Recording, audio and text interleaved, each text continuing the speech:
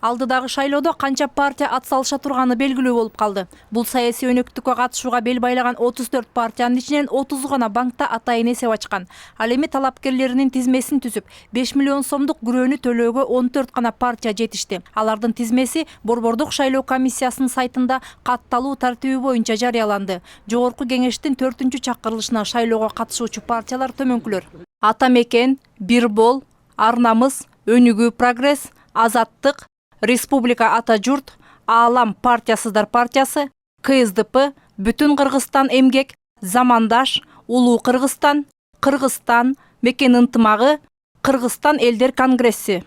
Буга чейин айрым партиялардын тизмеси кызуу талкуу жараткан эле. Себеби арасында иши сотто жүргөндөр жана аброю күмөндүү талапкерлер да бар. Бирок бул тизме акыркы эмес дешет Боршайкомдун өкүлдөрү.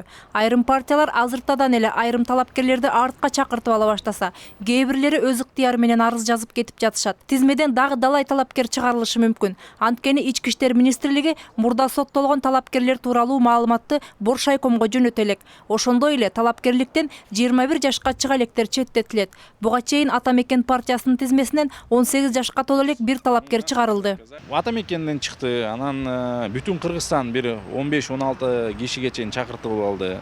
Анан кээ бирки партиялардын Улуу Кыргызстандын кээ биркилери чыгарабыз деп атат.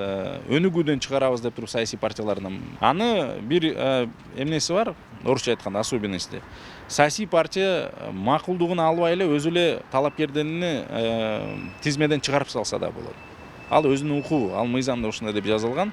Же талапкер өзү арызын жазып кетип калса да. Айрым партиялардын катарында издөөдө жүргөндөр жана мурда соттолгондор да бар. Алсак Ата Мекен партиясынан Калыбек Элтуйбасов деген ат менен катталган Аида Салянованын агасы жана Сейидали Сейидов экөө өз арызын жазып чыгып кеткен. Ал эми бул партиянын катарында шайлоого аттанган Калктык аттоо департаментинин мурдагы жетекчиси Дүйшөн Сатыбалдиев менен Оштун мурдагы мэри Мелис Мурзахматовдорго издөө жарыяланган.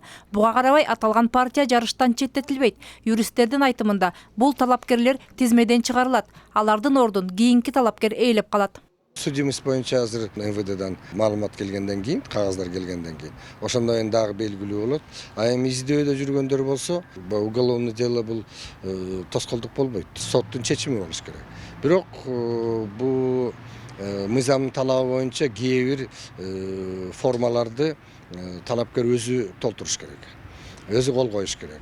Эми ошол проблемаларды чече ала турган болсо, издөөдө жүргөн талапкерлер тизмеге киргизе алат. Партиялардын тизмесине көз чаптыргандар жаңы жүздөр аз, көпчүлүгү баягы эле саясатчылар менен капчыктуулар экен деп нааразы болушууда.